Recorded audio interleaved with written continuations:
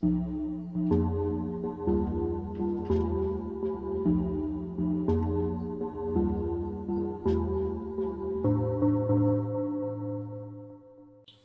back to Bookworm on the Case. Today we'll start with a discussion on alien abductions, UFO sightings and the like. When we start talking about UFOs, alien abductions and or contact with anything weird and wonderful, we start opening a rabbit hole of speculation, theories, possibilities and science discovered and undiscovered. For the next few weeks, we'll look into a few stories, some you will be familiar with and others you won't be familiar with. Once we have told a few of these stories, we'll draw them together and dissect them, look for similarities as well as discrepancies, and also at the psychology of the people behind the stories and what science tells us.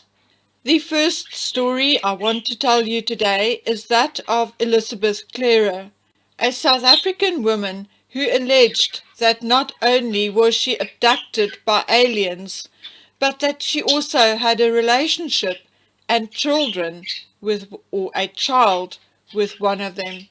Elizabeth was born in 1910. She was the youngest daughter of S.B. and Florence Willett. As far as I know, she only had two older sisters. The sisters were called Barbara and May. Their father was a veterinary surgeon, a successful farmer, and a dedicated polo player. The family lived at Connington Farm in the Natal Midlands. Elizabeth's first strange sighting was at age 7 in 1918. This sighting was confirmed by her older sister Barbara. The children were outside feeding their puppies when they claimed a silver disc swooped over them. Simultaneously, they saw what they described as a cratered planet higher up in the sky. They said that this cratered orange ball was rotating and that the disc rushed towards it, and that it looked as if the disc was pushing or guiding it further away, and that the orange ball left a trail of smoke behind. Months later, Elizabeth had another sighting in the company of Ledam, the Zulu farm manager. Although Elizabeth interpreted the sighting as a craft of sorts, Ledam repeated the details of the sighting, but interpreted it according to Zulu mythology. After matriculating at a Catholic school, Elizabeth moved to Florence, Italy, to study art and music. Thereafter, she completed a 4-year course in meteorology at Cambridge in England. Her first husband, William Stafford Phillips, whom she married in 1932, also taught her to fly a Tiger Moth aircraft. During a 1937 flight from Durban to Baragwanath in a Leopard Moth aircraft, Elizabeth and William saw a disc which approached them, cruised along with them for a while, and then shot away from them. During World War II, Elizabeth held a responsible position in the RAF, Royal Air Force, intelligence. In 1954, Elizabeth's sister May, who by then was living on a different farm but still in the Natal Midlands, told her about the Zulu people reporting appearances of a lightning bird in the sky. Elizabeth, then 44 years old, travelled to the farm along with her two children. The day after she arrived on the farm, December 27th, 1954, Elizabeth climbed a hill on the farm, a hill now named Flying Saucer Hill for obvious reasons. Elizabeth later told that she saw a ship descend and hover about 3 meters or 10 feet off the ground. She said that the hull was spinning, but that the dome remained stationary. She also said that she could see at least one occupant through one of the portholes. 18 months later, she visited the hilltop again after reports of the same lighting bird by workers. This time, the 7th of April 1956, she claimed that the being whom she had seen before took her aboard his scout ship. She said that the craft was about 60 feet or 18 meters in diameter. The being introduced himself as Akon. There was also a second pilot who was shorter and darker skinned than Akon, and this pilot was allegedly also a botanist and astrophysicist. According to Elizabeth, the craft had a lens in the floor through which the Earth could be viewed. The ship emitted a hum, but according to Elizabeth, she did not experience a sense of movement. However, they landed in the mothership, and she described the mothership as cigar-shaped with a garden-like interior.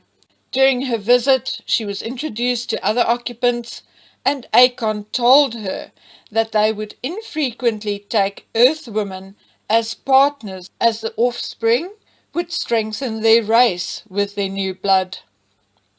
He also told her that a few Verusians were living among people here on Earth. After a short visit, she was returned to the hilltop. And now let us stop there for a while.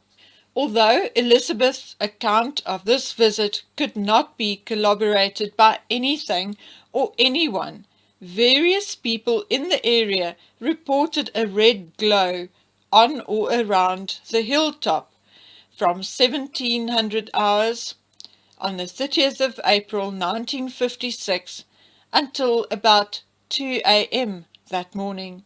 No sign of fire could be found though. In July 1956, 3 months later, she made yet another visit to the area, even though the farm had been sold in the meantime. This time Elizabeth sought to provide proof of her allegations and took a few photographs with her sister's Brownie camera. These photographs have been hotly debated over the years, with some people saying that they were nothing more than hubcaps thrown into the air. However skeptical of Elizabeth's claims her family was, they hotly denied this allegation. Her family stated that they had seen her leave the home alone that day, and that Elizabeth was too frail to throw a hubcap and photograph it at the same time. Edgar Sievers, a ufologist, tried but could not find a make of hubcap to sufficiently resemble the photo. From a personal point of view, I can tell you that I used my grandmother's Brownie box camera often as a child and teenager. Eventually, she bought a newer, more modern camera and gave the Brownie to me, and I still have it. The shutter speed is very low, and when you factor hand-eye coordination in, it would have taken Elizabeth a truckload of hubcaps worth of tries to capture a falling hubcap in the sky. But that is just my opinion, and maybe she had help from someone and half a truckload full of hubcaps. In April 1958, Elizabeth claimed that she had a day-long visit from Akon, and that during that visit he gave her a silver ring. According to Elizabeth, it was during this same visit that their love was consummated and a child was conceived. Elizabeth told that in 1959 she was transported to Akon's home planet Meton or Meton in the star system Alpha Centauri, where she delivered a son, Ailing. According to Elizabeth, the whole trip, delivery and return trip took just less than 4 months. Elizabeth then told that there were no skyscrapers or tall buildings on Meton, and that homes were scattered in park-like grounds. She said that energy was harvested from the atmosphere, that there were no shortages in water or food, and that they did not have a monetary system. According to Elizabeth, her son Ailing stayed behind to be educated on Meton.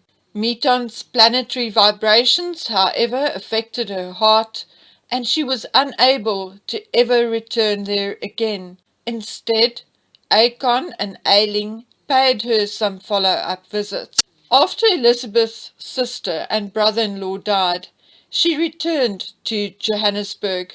From 1960 to 1966, Elizabeth worked on the manuscript of her book, which was published in 1980. The book was titled Beyond the Light Barrier.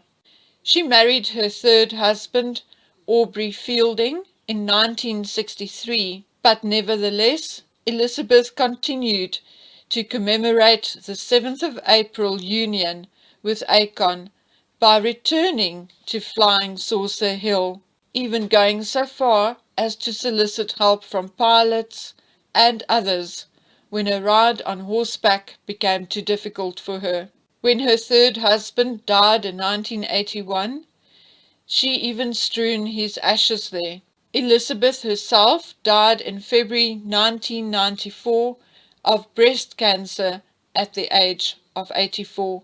She started a second book before her death, which was never completed.